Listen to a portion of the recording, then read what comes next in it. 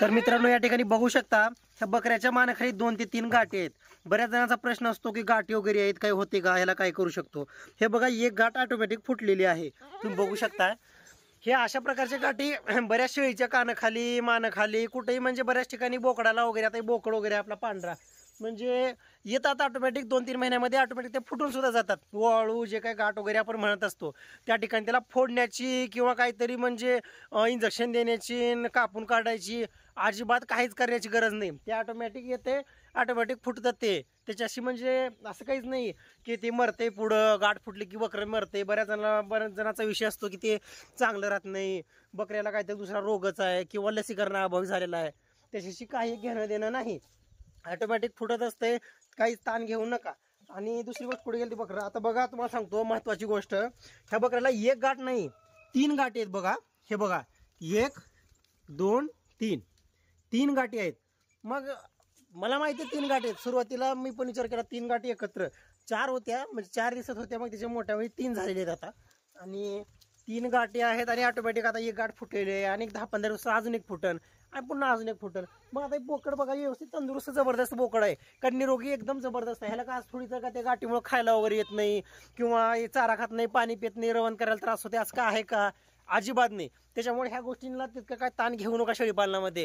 कारण बघा आपल्याला यूट्यूबवरती व्हिडिओ बघून नवीन शेळीपालकांची एक मानसिकता झालेली असते की प्रत्येक गोष्टीला सिरियसली घेणं। बघा सर्दी झाली हे देतो, शेळीपालन करायच्या अगोदर मानसिकता सर्दी झाली तर औषध घ्या, लगेच काहीतरी म्हणजे हे असलं गाठी वगैरे झाल्या लगेच औषध, शेळी चारा खात नाही लगेच त्याला इंजेक्शन वगैरे देणं, तशातला काहीच विषय नाही। रफ अँड टफ शेळीपालन करायला शिका।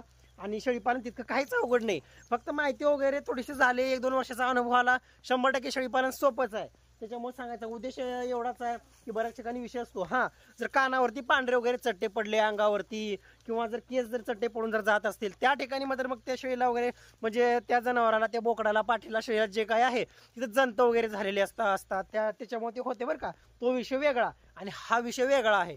त्याच्यामुळे तुम्ही वेळोवेळी फक्त डिवॉर्मिंग करत चला, जंतनाशक ते पण आदलून बदलून, एक वेळेस निलजान दिलं, नंतर अल्बो मार द्या, नंतर काय आपलं हायटेकनं वगैरे करू शकता, डॉक्टरांच्या सल्ल्यानं वगैरे प्रत्येक वेळेस आदलून बदलून देऊ शकता। जे गाभणला चालते ते गाभणला, जे गाभणला चालत नाही ते म्हणजे फेनबेंडाझोल कंटेन असलेलं गाभणला चालते, अल्बेंडाझोल कंटेन असलेलं कुणा गाभण नसलेल्याला चालते। बघू शकता पाऊस वगैरे आता सुरू झालेला आहे आणि आपण शेळ्या घेतल्या आता इथं आतमध्ये। सध्या संपूर्ण महाराष्ट्रामध्ये पावसानं थैमान घातलेलं आहे, बघू शकता तुम्ही। पिल्लं वगैरे आपले आता मस्त यांना खुराक वगैरे द्यायचा आणि आतमध्ये सोडायचा। तर ठीक आहे, सांगायचा उद्देश एवढाच आहे की शेळीपालनामध्ये वेळोवेळी फक्त डिवॉर्मिंग करत चला। कारण मग हां गाभणला फेनबेंडाझोल असलेलं चालतंय आणि पाठीला बोकडाला वगैरे अल्बोमार वगैरे तुम्ही देऊ शकता, लक्षात असू द्या। तर ठीक आहे, काही अडचण असेल तर कमेंटमध्ये विचारत चला। भेटू पुढच्या व्हिडिओमध्ये, थांबू इथंच, तोपर्यंत जय हिंद जय भारत।